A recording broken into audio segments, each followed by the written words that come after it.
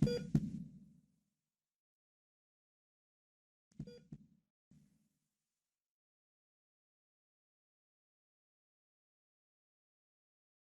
tal? Bienvenidos al Farmacón. Ya estamos listos para empezar el programa. Que suenen los tambores porque empieza el Farmacón. Y bueno, antes que nada, quiero comentarles por qué hicimos este programa, este canal acerca de el Farmacón y sobre todo de qué va a tratar. Eh, Me dedico sobre todo en este caso a dar clases de farmacología, amo la farmacología y el término de farmacón hace alusión al término griego de fármaco, al antecedente de lo que es un fármaco, que más adelante, si nos da tiempo, platicaremos en este caso de cuál es la diferencia entre un fármaco y un medicamento. Pero por eso se me ocurrió ponerle así a este canal. Y pues vamos a comenzar. Fíjense que el primer programa que vamos a tener es acerca de mi experiencia personal con el COVID y los efectos a largo plazo que he observado en mis pacientes.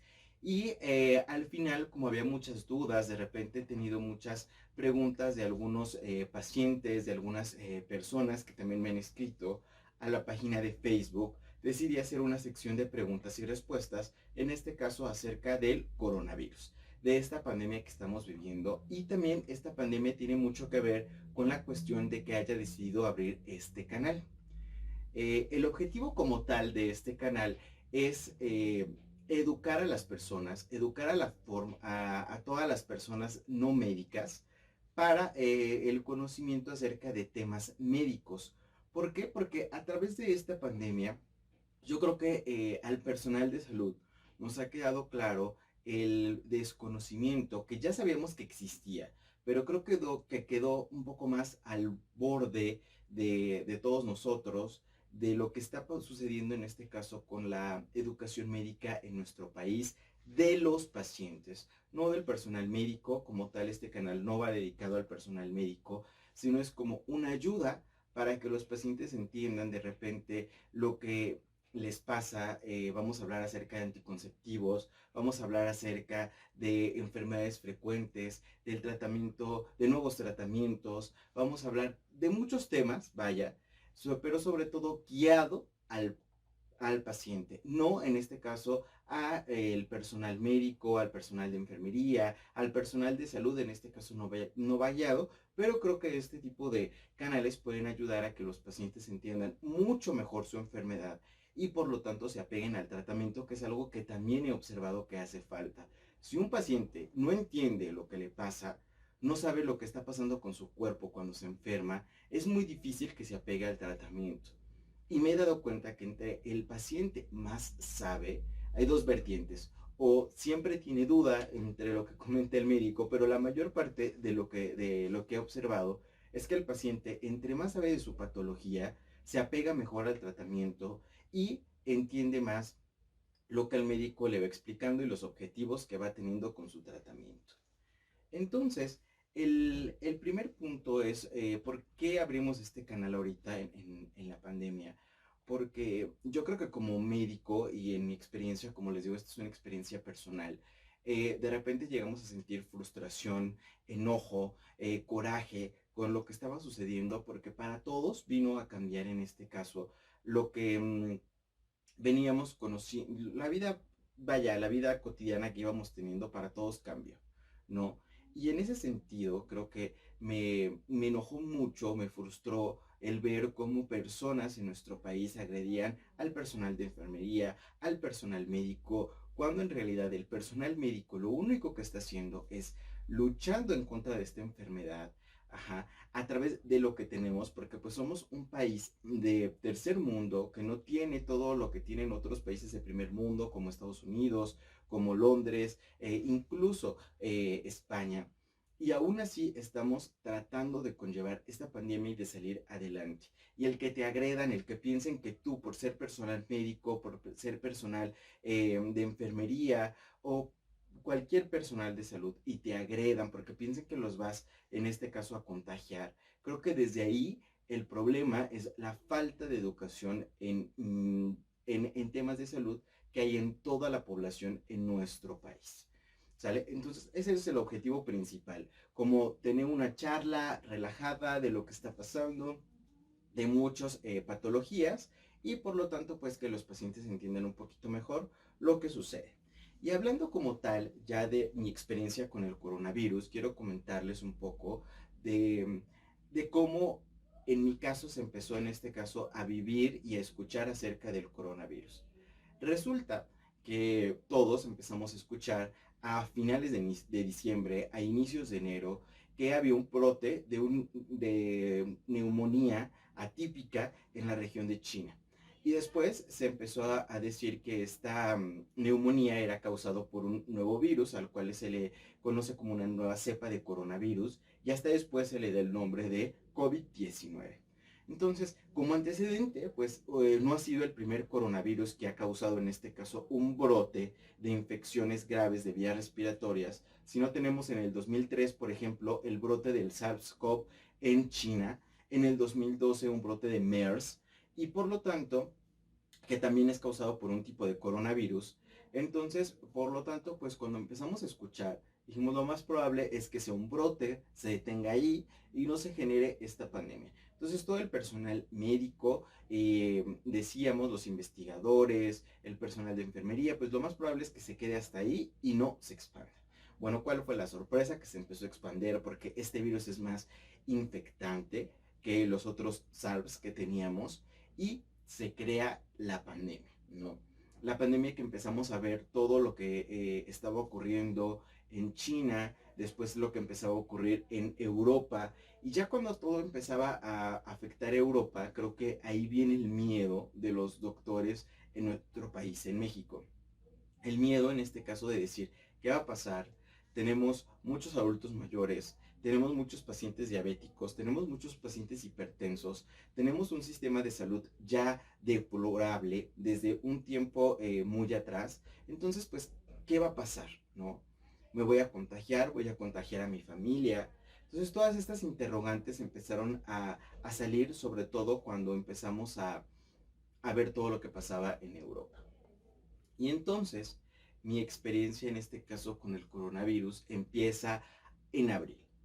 En abril ya empiezo a ver pacientes que en este caso tienen datos de tener coronavirus, los aíslo, utilizo en este caso todo el equipo para impedir contagiarnos, pero bueno, tuve un contacto ya directo con el coronavirus cuando cierto tipo de familiares se enferman.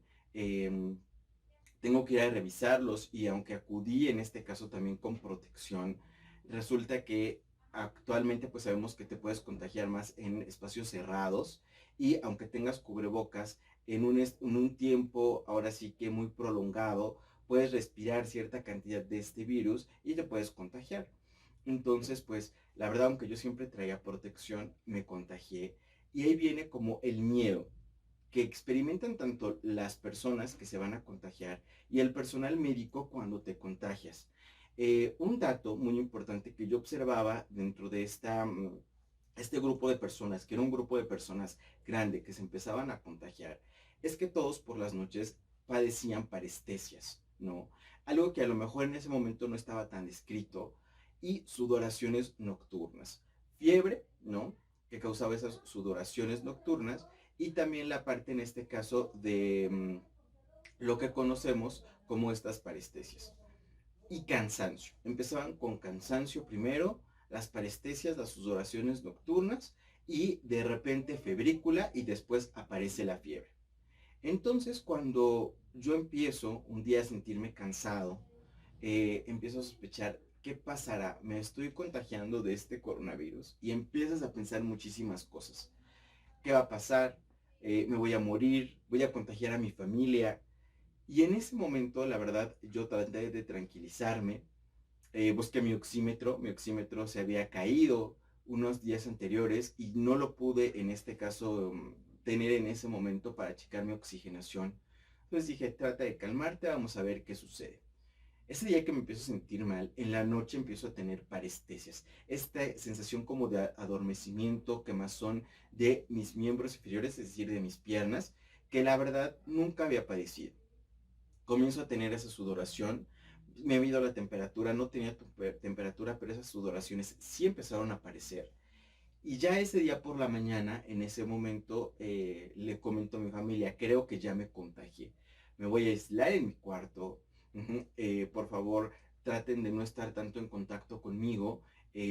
Tanto mi mamá como principalmente un hermano me estuvieron ayudando demasiado, eran los que me subían de comer, me preguntaban cómo me sentía ese primer día y a veces damos muchas cosas por hecho que en ese momento cambian, ¿no? Como el desayunar con la familia.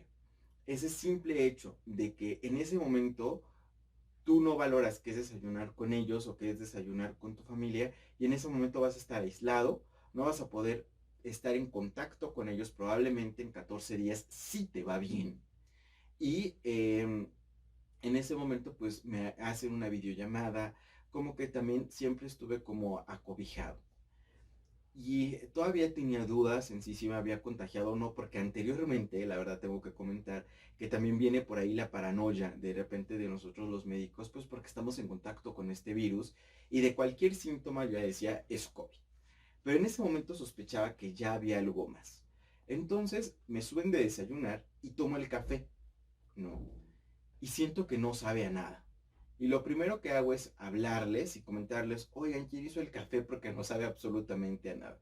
Y me dicen, no, pero sí sabe bueno, no. Y ya pasa el tiempo. Viene la comida. Me acuerdo que ese día estábamos comiendo, me parece, ensalada y hamburguesas. Entonces, como la hamburguesa y digo, creo que no me sabe a nada, ¿qué está pasando? Y entonces empiezo a pensar, ¿y si estoy perdiendo el gusto? Que es otro síntoma que en ese momento también se estaba comentando del coronavirus. Y entonces empiezo a echarme desodorante de este en aerosol y no percibo nada. Entonces digo, es coronavirus, estoy perdiendo el gusto, estoy perdiendo el olfato, que la verdad me duró por ahí de 7 o 8 días la pérdida del gusto y del olfato. Y algo sobre todo que yo sentía y que también varios pacientes me han comentado, es la sensación en este caso como de, como si te metieras a una alberca y al momento, y ahora sí que inhalaras cierta cantidad de agua y se te queda como esa sensación de inflamación y de que tienes el agua en la nariz, ese era mi sentir. Como yo ya tenía personas cercanas enfermas, pues lo más probable en ese momento yo dije, si es coronavirus, me realicé la prueba, sale positiva, me aislé durante estos 14 días y pedí un nuevo oxímetro. Y aquí es lo importante, lo que les quiero también comentar, que he observado la función y la ayuda que nos está generando el oxímetro en estos momentos. Cuando yo me enfermé, pues en ese momento no había cubrebocas, era muy difícil para nosotros como médicos encontrar cubrebocas, perdón, guantes, era muy complicado también encontrar los guantes, porque por todo esto de las compras de pánico que se realizó. Entonces, alcancé a comprar algunos y los oxímetros también estaban dejando, no encontrábamos oxímetros porque no había. Busqué, encontré un oxímetro, se tardó un poco más en llegar de lo que yo pedía, pero en cuanto me llegó me chequé la oxigenación.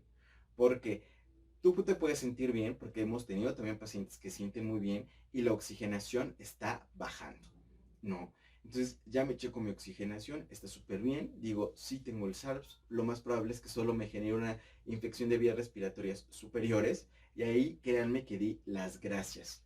Y dije, si esto me va bien, entonces yo voy a seguir peleando contra ese virus con los pacientes que tenga. Y lo que quiero llegar es que si te da miedo como médico, no somos de palo, llega un momento en el que viene el cansancio y sobre todo eso muchas de las personas y casi todos, y si no es que todos mis pacientes lo han valorado, pero de lo que me da como tristeza, coraje, es de estas personas pues que no lo valoran.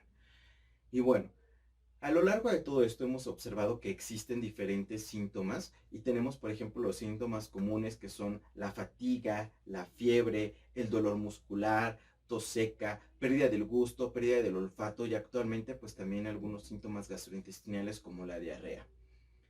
Yo también les recomiendo a muchos de mis colegas, porque también he observado que ahorita si tenemos toda esta sintomatología, lo tratemos a nuestro paciente como probable COVID. Sí, no todo es COVID, yo lo sé, no todo es infección por coronavirus, pero tenemos una alta probabilidad de que si mi paciente tiene tos, fiebre, tos seca, diarrea, entonces sea coronavirus y lo recomendable, lo que yo hago es aislarlo, pedirle la prueba.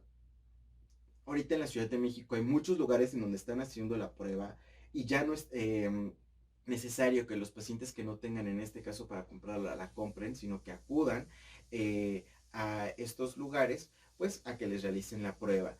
Y ya los síntomas de alerta, cuando ya tienen dificultad para respirar, si la fiebre no baja a pesar del tratamiento, si hay dolor de cabeza muy intenso y no se quita con analgésicos, dolor torácico y confusión mental, porque recordemos que si este virus puede atacar al pulmón y generalmente causa una neumonía atípica en algunas personas y esa puede ser la causa de la muerte. Pero hemos observado que es una enfermedad multisistémica que puede afectar al cerebro, que puede afectar los vasos sanguíneos. Entonces, si tienen alguna sintomatología, lo que yo les quiero recomendar es acudan con su médico de confianza. Todos tenemos un médico de confianza. Con él acudan, digan estos síntomas que tiene, comuníquense por teléfono o como se puedan comunicar con él y él les dirá qué hacer. Ahora me gustaría hablarles acerca de los efectos a largo plazo que puede causar esta infección.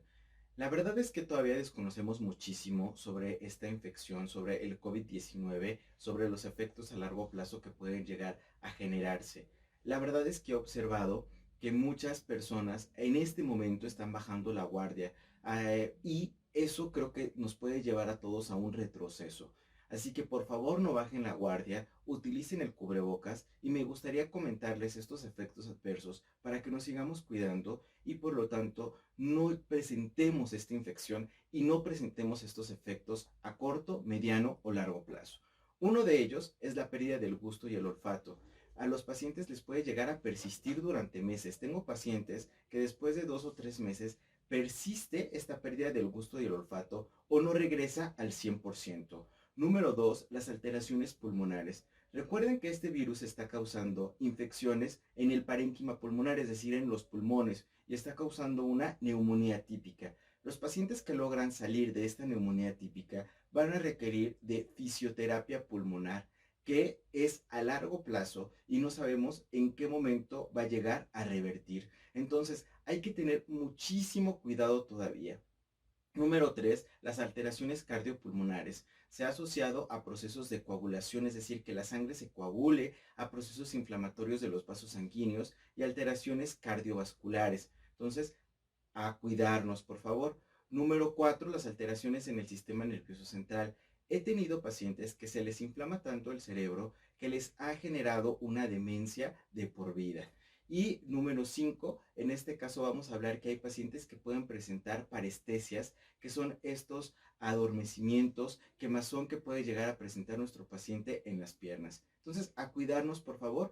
Les vamos a subir un video que hice al inicio de esta pandemia y creo que habla un poquito acerca de la sintomatología, sobre lo que pensábamos en un inicio que podía pasar en esta pandemia.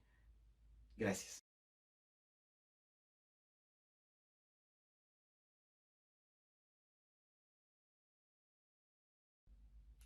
Bueno, entonces vamos a empezar con esta sección de preguntas y respuestas. Como les digo, tenía muchos mensajes acerca de mitos, de dudas que me llegaban en este caso sobre el coronavirus, sobre la enfermedad del COVID-19, y por eso decidí hacer una sección de preguntas sin respuestas en mis redes sociales.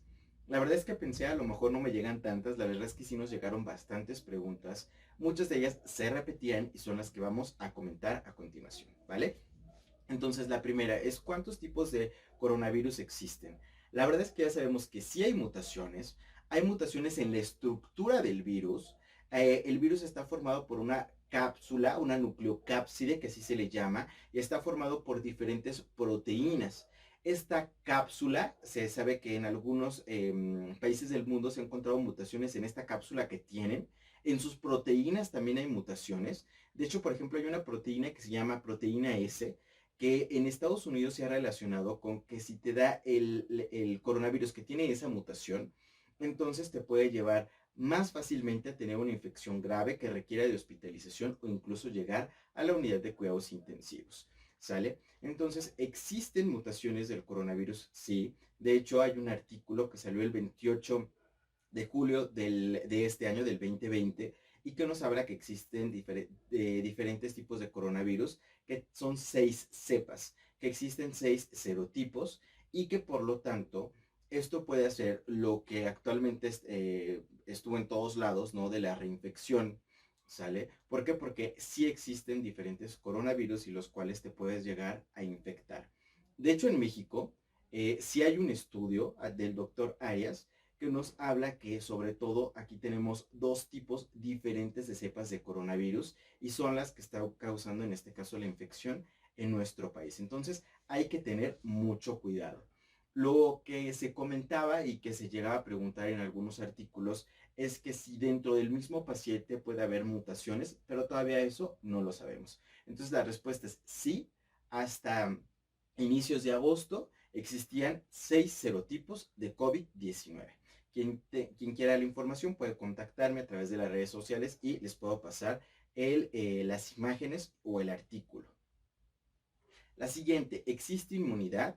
Sí existe inmunidad. Se habla de los dos tipos de inmunidades, tanto humoral como celular, pero, por ejemplo, hay pacientes en este caso que tienen, que forman anticuerpos y hablamos en este caso que, de hecho, hasta para hacer el diagnóstico, hay un cierto tipo de estudios que miden la inmunoglobulina M y que miden la inmunoglobulina G, pero hay estudios sobre todo de la Universidad de Oxford, en donde de hecho se está haciendo una vacuna, en donde hay pacientes, sobre todo graves, en los cuales no se encuentra la presencia de anticuerpos. Sin embargo, en estos pacientes que no se presenta la presencia de anticuerpos, sí se presenta en este caso lo que sería la inmunidad celular. Entonces, sí hay inmunidad, y se ha observado también en estudios, en este caso en China, que la inmunidad, por ejemplo, de los pacientes que les dio en enero, a principios de enero, siguen con la presencia de inmunidad, siguen con la presencia de anticuerpos 8 meses después. Pero esto quiere decir que tengo inmunidad para la cepa que me dio, ¿sale? Si yo entro en contacto con una nueva cepa, entonces viene ahí la posibilidad de reinfección, que esa era otra pregunta que llegó. ¿Hay posibilidad de reinfección? Entonces es la respuesta sí, no por la cepa que ya te dio, sino por la cepa en este caso a la cual te estás exponiendo ahora nuevamente. Lo que pasa, por ejemplo, con el primer paciente que nos habla en China, la Universidad de Hong Kong, que nos dice en este caso si hay una reinfección de un paciente chino, fue por esto, porque el paciente se contagió de una cepa en China en abril. Viaja a España y al viajar a España, en este caso ya en las últimas semanas, se encuentra con una nueva cepa.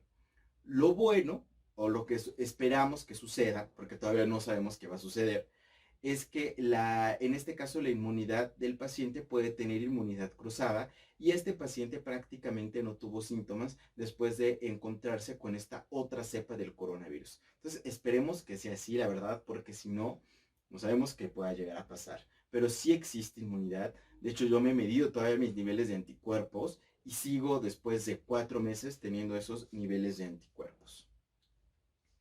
Otra pregunta es, ¿la conjuntivitis es un signo del COVID?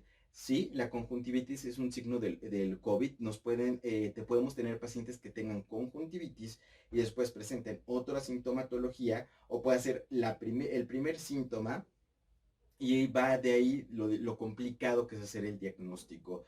Pero se dice que hasta el 7% de los pacientes que presentan coronavirus, ese 7% pueden llegar a presentar conjuntivitis. Y hay un estudio, de hecho, hablando en este caso de que también se puede llegar a encontrar en ciertos tipos pacientes RNA del virus en las lágrimas. Entonces también en este caso es una otra manifestación, la conjuntivitis del coronavirus. Luego, ¿existen síntomas gastrointestinales? Sí existen síntomas gastrointestinales y aquí hablamos de que los síntomas gastrointestinales principalmente vamos a encontrar que es la diarrea, podemos tener la anorexia y las náuseas como los principales síntomas gastrointestinales. ¿Sale? Y ahorita, por ejemplo, ya ha cambiado también en nuestro país de que si mi paciente llega a presentar diarrea, también tengo que tener una observación porque también esa diarrea puede ser estar causada por el coronavirus. Entonces, está duro. Las siguientes, ¿cuáles son las pruebas más confiables para hacer el diagnóstico?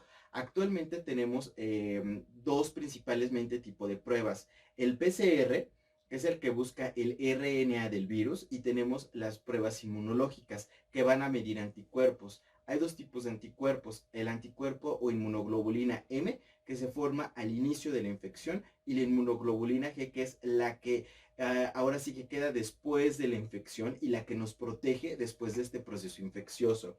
Entonces, el PCR nos sirve cuando tenemos un periodo de ventana, un periodo de incubación, cuando hablamos de fases iniciales de la infección, cuando tenemos una infección activa, en la fase final de la infección, el PCR puede ayudarnos a hacer el diagnóstico. Y de hecho es lo que yo utilizo mucho más, hacer el PCR cuando mi paciente tiene los síntomas para descartar en este caso la presencia o confirmar la presencia del coronavirus. ¿Sale? También he tenido pacientes que en la primera salen negativos, pero yo sigo insistiendo que si es coronavirus, se le repite la prueba y puede salir positivo. La prueba de anticuerpos, sobre todo todavía hablamos de que no sabemos bien qué hacer, porque como les comento, hay pacientes que no generan anticuerpos. La mayor parte de los pacientes sí te va a generar anticuerpos, y si estás hablando de que tienes la fase activa o el inicio de la infección, lo que vas a encontrar es inmunoglobulina M, que se va a formar dentro de los 2 o 3 días después de que inician los síntomas. Posteriormente, si yo quiero saber si ya me dio la infección, entonces la inmunoglobulina que se va a mantener es la inmunoglobulina G. Y hay pacientes también, aquí quiero comentarles, que han tenido después de 3, 4 meses, 52 días, bueno, creo que lo máximo es 3 meses, ya le agregué más, que siguen presentando positividad a la prueba del PCR. ¿Vale? La siguiente pregunta, ¿qué cubrebocas es el adecuado y si sirven los cubrebocas de tela? Bueno, aquí los cubrebocas, sobre todo que nos van a ayudar como población en general, podemos utilizar en este caso los quirúrgicos, pero la verdad es que todavía hay desabasto, todavía están muy caros y a lo mejor las personas no van a poder utilizar un N95, un KN95, que son los ideales y que son los que el personal médico estamos utilizando, o los quirúrgicos. Vaya, pero si ellos pueden utilizar un cubrebocas de tela, el chiste es que tengamos un cubrebocas para evitar, si yo lo tengo, pasarlo a otra persona y esta persona también trae su cubrebocas, por lo tanto no respire una gran cantidad de virus y a lo mejor siento en contacto, pero no fue lo suficiente para enfermarlo, o en este caso respire una cantidad pequeña que a lo mejor solo le va a generar una enfermedad no tan grave. Porque también eso es otro de lo que hablamos actualmente. Si el paciente inhala una gran cantidad de coronavirus porque no utilizó el cubrebocas, probablemente entonces tenga una infección más grave. Ahora, esto de los cubrebocas de tela, sin duda alguna nos puede ayudar, pero sobre todo lo que están recomendando, las recomendaciones que tenemos, es que tenga 3 tipos diferentes de tela. ¿Para qué? Para que el coronavirus o el virus se quede pegado en algún tipo de estas telas y entonces el paciente no lo respire o no lo inhale. La siguiente pregunta, que es más compleja: ¿cuánto tiempo después de haber tenido o superado el coronavirus, puedo contagiar? Es muy controversial actualmente porque ha cambiado tanto el periodo de incubación. El periodo de incubación, hay artículos en este caso que nos hablan de que hay personas que pueden llegar a presentar la enfermedad después de 27 días de haberse entrado en contacto con una persona que tiene, en este caso, coronavirus. Entonces cambia demasiado, pero sobre todo para los pacientes que no les va tan mal, que tienen en este caso sintomatología leve, sobre todo el periodo máximo de contagio que ellos pueden contagiar la enfermedad a otra persona es desde el segundo hasta por ahí del 7.º día. Y por eso es que duramos 14 días, porque se ha observado que durante 14 días probablemente ya no puedas contagiar a otra persona. Pero como les digo, hay que tener cuidado, hay que estar con su médico muy apegado, porque les digo, hay pacientes que, yo tuve una paciente 1 mes y medio después, seguía siendo positiva en el PCR. Y probablemente a lo mejor ya no contagiaba, pero hay que tener cuidado en esas pacientes. Y por último, porque lo voy a comentar porque no quería hablar de tratamientos, porque he observado que de repente ciertas páginas suben el medicamento tal sirve para el coronavirus o el medicamento tal sirve para el coronavirus y la población lo empieza a comparar. Entonces, esta pregunta pues como que en realidad quería evitarla, pero como fue muchas veces preguntada, pues vamos a hablar que cura el dióxido de cloro, el coronavirus, y la respuesta es que la FDA ya lo prohibió.